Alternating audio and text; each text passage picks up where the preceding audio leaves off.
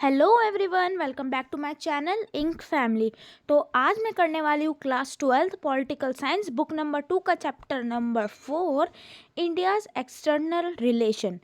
तो ये जो है मैं डायरेक्ट नोट से कर रही हूँ, ठीक है। इस सबसे पहले इसमें क्या है, ये बिल्कुल वन शॉट वीडियो होने वाली है आपकी। इमिडिएटली आफ्टर इंडिपेंडेंस इंडिया ने फेस किए थे दो चैलेंजेस जो कि हमने पहले भी पढ़े थे फर्स्ट चैप्टर में, ठीक है। क्या कि एक तो वेलफेयर, हमने फर्स्ट चैप्टर में 3 चैलेंजेस पढ़े थे ना मेन अभी, और इसमें अभी हम 2 के बारे में बात कर रहे हैं। क्या है वो? Welfare and democracy. वेलफेयर क्या होता है? सबकी भला हो जाए और डेमोक्रेसी आ जाए इंडिया के अंदर। मोर ओवर इंडिया ने स्टार्ट किया पार्टिसिपेट करना वर्ल्ड अफेयर्स में। वर्ल्ड अफेयर्स का मतलब जितने भी देश में कुछ भी हो रहा है उसके अंदर इंडिया ने पार्टिसिपेट करना शुरू किया कि भाई हमारा भी वजूद है। इतना समझ आया?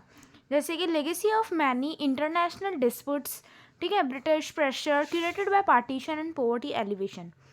India was born in the backdrop of world war, hence it decided to. अच्छा देखो, वर्ल्ड वॉर सेकंड जो है वो हमारी कब तक चली थी? 1939 से 1945, और हम कब आज़ाद हुए? 1947। तो हमारी जो इंडिया है ना वो वर्ल्ड वॉर के आसपास के टाइम में आज़ाद हुई है। तो ये हमारे लिए बहुत मुश्किल था। एक तो 2 चैलेंजेस आ जाते क्योंकि फिर कोल्ड वॉर चलने लग गई थी 1945 के बाद से। एवरीवन नो दैट, क्योंकि हमने बुक 1 में चैप्टर नंबर 1 में ये पढ़ा है कि कोल्ड वॉर चलने लग गई थी यूएसए एंड यूएसएसआर के बीच, ठीक है। Sovereignty of other nation to achieve security through maintenance of peace. For this India ने क्या किया? Directive principle of state policy निकाला under article 51 of Indian constitution. The foreign policy of nation is the interplay of domestic external factors. Pandit ji Jawaharlal Nehru जो थे वो chief architect of India foreign policy भी थे। Foreign policy के जो मिनिस्टर थे वो कौन थे? Pandit Jawaharlal Nehru, and he was also our first prime minister. Objective क्या थे इसके? वैसे preserving sovereignty of India. Sovereignty मतलब इंडिया अपने आप में एक अलग डिपेंडेंट नहीं है, इंडिपेंडेंट कंट्री है। इंडिया भी खुद के हक हैं बहुत से। Protection of territorial integrity and promotion of rapid economic growth. Territorial integrity मतलब क्यों? ब्रिटिशर्स ने हमारे देश को अलग अलग पार्ट में बांट दिया था, और हमने चैप्टर 1 में पढ़ा है कि कैसे रीऑर्गेनाइजेशन ऑफ स्टेट्स हुआ through instrument of असेशन bye Sardar Vallabh भाई पटेल। तो उसको भी मेंटेन रखना था और प्रमोशन करनी थी इकोनॉमिक डेवलपमेंट की, क्योंकि जो इंडिया थी वो बहुत ज़्यादा कर्जे में चली गई थी और पिछड़ा इलाका बन गया था इंडिया, पिछड़ी देश, पिछड़ा कंट्री, ठीक है। इंडिया ने अडॉप्ट किया NAM to stay away from any military blocs. NAM मतलब नॉन अलाइन मूवमेंट, ओके। नाम का मतलब होता है नॉन अलाइन मूवमेंट। इसका मतलब क्या हुआ कि हम ना यूएसए के होंगे ना हम यूएसएसआर के होंगे, हम अपना अलग करेंगे, हम इनके साथ नहीं हैं, तो इसको कहा गया नाम। अब फिर क्या हुआ? नेहरू ने इस्टेब्लिश किया contact between Indian states in Asia and Africa, convening conference on Asian relation. Nehru ji ने एक कॉन्फ्रेंस रखी एशियन रिलेशन में मार्च 1947 में। इंडोनेशियन फ्रीडम स्ट्रगल जो हुआ था 1949 में हुआ था, ठीक है। और डीकोलोनाइजेशन जो हुआ था process engage herself in Bandung conference हुई थी 1955 में हुई थी। इट इज़ इम्पॉर्टेंट आ जाता है कि बैंडंग कॉन्फ्रेंस कब हुई थी? तो 1955 with the newly independent Asian and African nation. एक अब बात आती है पंचशील एग्रीमेंट। पंचशील एग्रीमेंट मतलब द प्रिंसिपल ऑफ पीसफुल को एग्जिस्टेंस, जो कि हुआ था 29 अप्रैल को 1954 में बिटवीन इंडिया एंड चाइना। तो इंडिया एंड चाइना के बीच पहले वॉर चल रही थी, फिर उसके दोनों के बीच एक पीसफुल एग्रीमेंट हुआ जिसमें 5 कुछ थे उनको को एग्जिस्टेंस मतलब साथ में 5 लॉस थे, रूल्स थे जी कि हम साथ में रहेंगे, ठीक है। वो the strongest step toward friendship and relation. India advocate China's new government as a communist even in the UN after Chinese revolution, जो कि हुआ था 1949 में, to had a friendly step. India and China began to conflict on annexation of Tibet. अब पता है क्या हुआ था, तिब्बत है ना, क्या है, इंडिया के बॉर्डर पर तिब्बत भी पड़ता है, और तिब्बत पे कर दिया था चाइना ने हमला। तो तिब्बत के जो राजा थे या फिर जो लीडर थे उस टाइम के, उन्होंने इंडिया से बोला, हमारे जवाहरलाल नेहरू जी से बोला कि प्लीज़ हेल्प मी, और हमने उनका स्टैंड लिया। चाइना सप्रेस तिब्बतन कल्चर, ठीक है। चाइना ने क्लेम किया अक्साई चीन area and NEFA with in the Indian territory.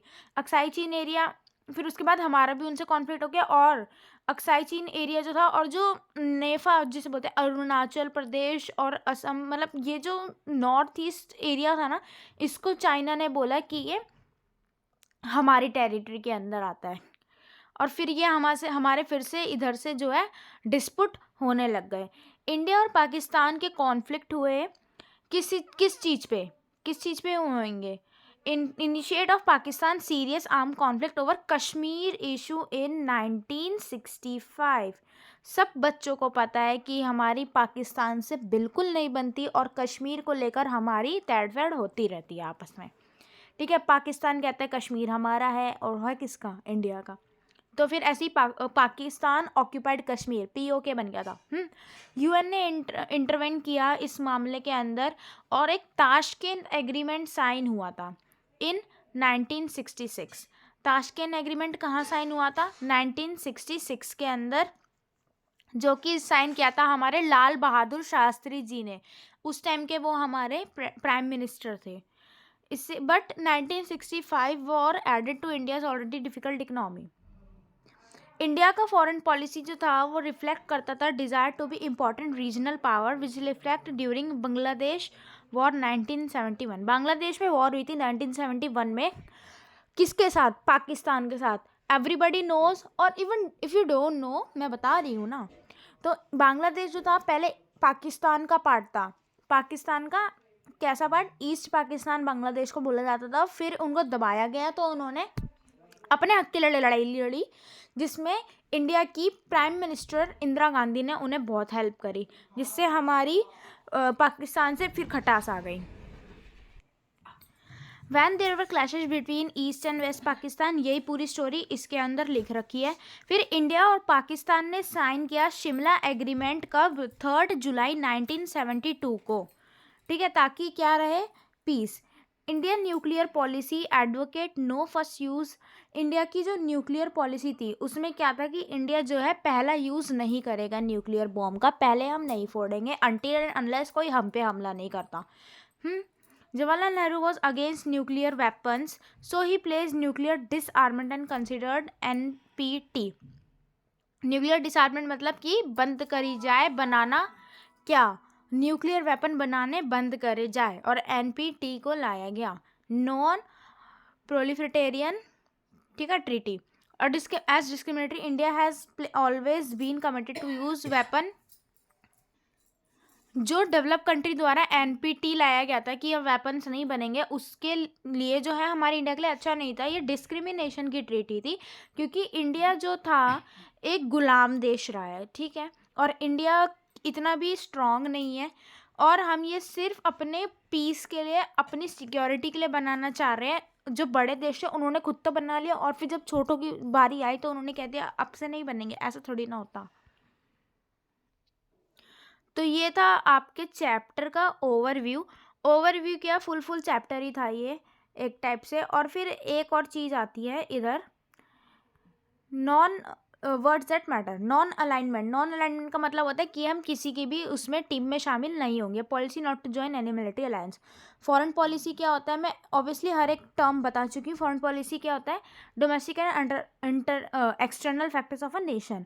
Panchsheel agreement between India and China हुआ था फॉर को एग्जिस्टेंस, 5 प्रिंसिपल्स से पीसफुल को एग्जिस्टेंस के साइन हुआ था 1954 में। बैंडन कॉन्फ्रेंस क्या है, एफ्रो एशियन कॉन्फ्रेंस भी बोला जाता है बैंडन कॉन्फ्रेंस को, इसको याद रखना, जो कि 1955 में होता है, और उसी में नाम का जिक्र हुआ था बैंडन कॉन्फ्रेंस में, ठीक है। इसमें कहाँ पे, Asian and African nation. NEFA क्या है, north eastern frontier agency known as much of the statement of Arunachal Pradesh in 1960। NEFA जो है नॉर्थ ईस्टर्न फ्रंटायर एजेंसी है, ठीक है, अरुणाचल प्रदेश की। तो ये था आपका पूरा चैप्टर, बुक से करना हो तो बता देना। मिलते हैं नेक्स्ट वीडियो में। Thanks for watching, bye bye.